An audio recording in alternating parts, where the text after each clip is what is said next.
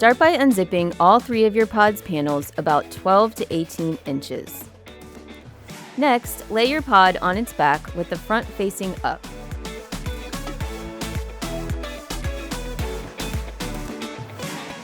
Grab the top wireframe of one of the side panels and push it in and downwards. The pod is strong and designed to be stepped on. Pull up one panel and ensure the wires near your feet are straight. Now fold the other side panel down, tuck in the floor to make the pod completely flat.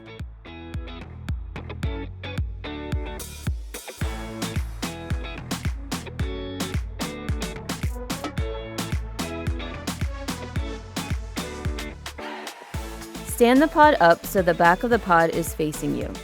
Begin to fold the pod in half.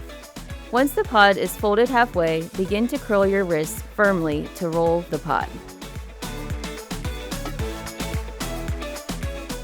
Grab the side of the pod with one hand and push it down towards the center, creating a figure 8. Next, grab the other side and fold it down to flatten the pod in a compact circle.